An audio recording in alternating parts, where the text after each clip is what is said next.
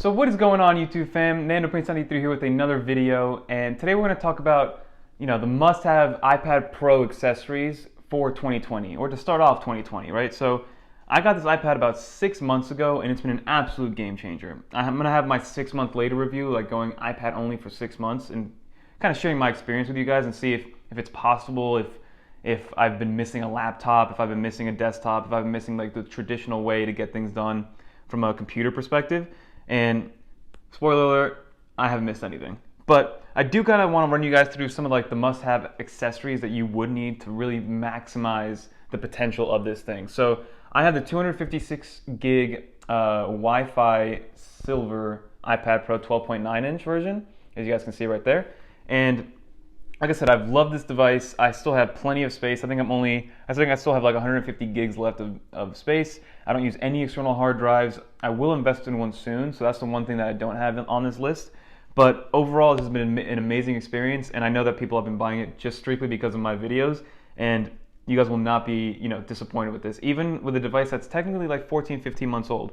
So to start off with the main accessories, you got to get yourself a pencil, guys. So a lot of people always ask me, hey, I just bought an iPad, should I get the Apple keyboard or the Apple Pencil? And what I honestly tell them is, get the pencil, right? Even if you aren't a creative, even if you aren't going to be drawing, even if you aren't going to be, designing with the pencil, the third-party market for Apple Pencils is not nearly as abundant as third-party keyboards for the iPad Pro.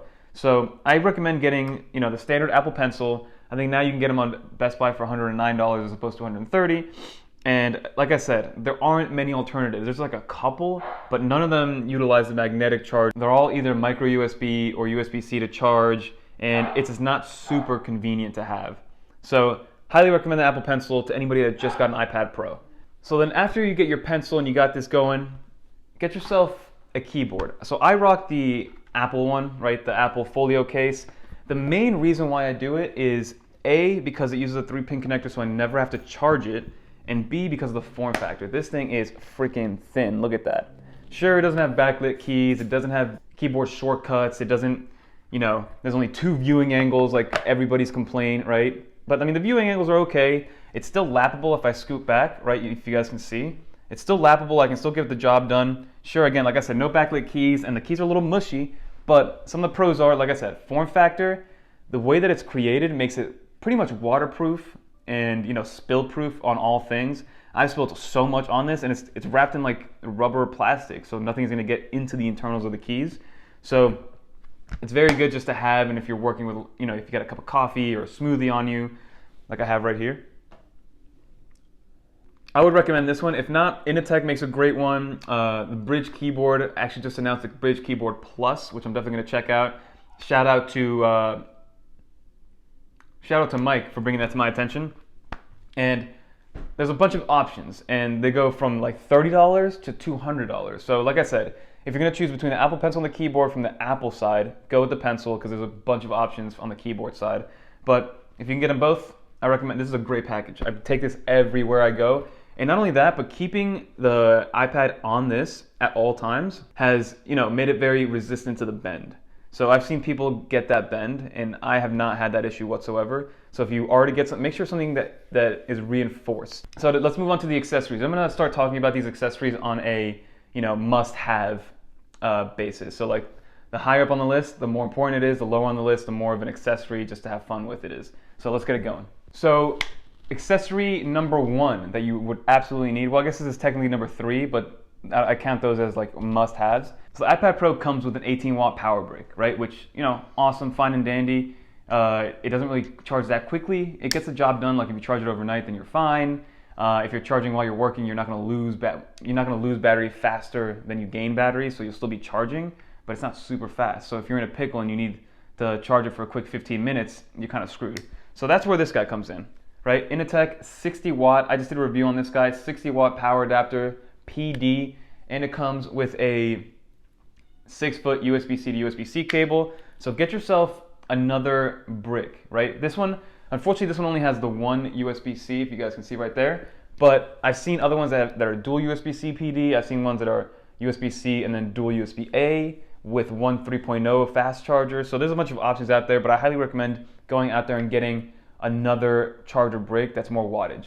Technically, the largest capacity or the most watts the iPad Pro can take in is 30 watts. So keep that in mind if that's something that you kind of take a look at.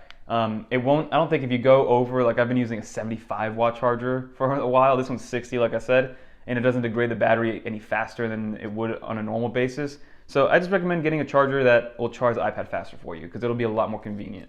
Another thing to make this into an actual Pro device, right? Yeah, adding USB-C, sure, it made it Pro, but you're gonna need more. You're gonna need a lot more, right? So get yourself a dongle. I like the Basis one, right? Because it kind of fits into the form of the iPad Pro and kind of just sits right there in the corner. I'm gonna show B-roll throughout the entire video. And you get 6 ports. You get a USB-A, HDMI, micro SD, SD, USB-C, and a headphone jack. And again, this one's by Basis. Very, very nice. It's worked really well. But just so you know, if you are using some of these adapters, if you leave it plugged in, especially with this one, because you kind of forget about it since it's kind of stuck into the corner of the iPad, it drains your battery. So if it's not in use, take it out. Or make sure, if this is plugged in, make sure you're also plugged in to charge. So definitely get yourself one of these. Like I have another one by Initech that's a 9-in-1, has VGA, Ethernet, so it kind of just goes above and beyond. I didn't need all that, but it's also great to have. All right, so 2 more pretty important ones, right? So you have AirPods Pro right here. And I love these, right? So like I've told you guys in the past, I purchased these with the intention to return them, right? I wanted to try them out, see if they were worth the hype, maybe do a little review for you guys. And long story short, it's 2 months later and I still have these. These are amazing. I had my first hiccup literally yesterday.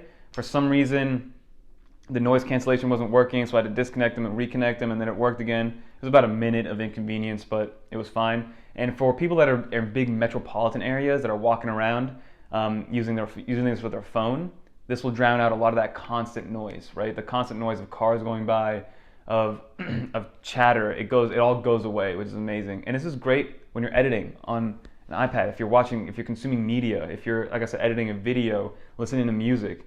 It's just great to kind of, like if you're at a coffee shop, these are perfect. This is a perfect companion if you're at a coffee shop. Like all you need. I would highly recommend AirPods Pro. I know they're expensive, they're $250, but again, think about it. They'll last you 3 years if you take care of them, $80 a year. Is that worth it to you? If you want to break it down even more, like $8 a month, $6, $7 a month, something like that. So think about it in that. When you're making these purchases, think about it in how long you're going to have it for, how long is it going to last, and then break it up so it doesn't mentally like hurt as much when you're paying for it, right? It's almost like an investment. Sure, you're not making money back from it, but you think about it as like, hey, I'm only really losing $8 a month for like a sick pair of headphones, right? And then get yourself an external battery, right? This one is a 10,000 milliamp hour battery. I've had this for 2 to 3 years now. I definitely need to get a new one because the way you charge it, one of the charging ports, you can charge this thing with 3 different ways actually, via USB-C, micro USB, and wirelessly you can charge this thing. The USB-C portion to charge it doesn't work anymore. So, and again, I got this on Groupon. I'm gonna link one below that's very, very similar. Get yourself one that has dual compatibility, right? So you can charge it, you can charge other devices with a USB, with a USB-C, and also wirelessly if you have a cell phone that does that. And then just a few more things to kind of round out what you would need in a carry-on, just to round out what you would need in 2020 to start off the year. I'm hoping that in 2020 we'll get some even cooler accessories, which I know will come, but get yourself a USB-C to Lightning to charge your iPhone if you're an Apple fanboy like me and have all Apple products, so that's an easy one. This stand I've had since I started this channel, and I use it like every other day. Like I post my iPad on here, and then this plus an Xbox controller, guys, it's like a mobile gaming setup. You're just chilling there at the office, at a coffee shop, you're kind of leaning back, playing your video games because it is now compatible with PS4, Xbox, and a bunch of other MFI controllers, like made for iOS, made for iPadOS controllers. So highly recommend, and like you don't even need to get one of these because you probably have one. Like I had another one, I did get this one, not just for the iPad, for my Xbox One, but again, works amazingly. Most games you can adapt the controller to it, or like make sure you got the hotkeys correct and kind of customize it. Some of them don't work. It's really good for shooting games on the iPad. Sports games are they're a little bit behind. So App Store, EA Sports, get together, figure it out. I'll pay $60. I'll pay full retail for a Madden or 2K game on the iPad that is an actual Madden or 2K game. I'm never gonna spend $8 to get like a super terrible version of a video game.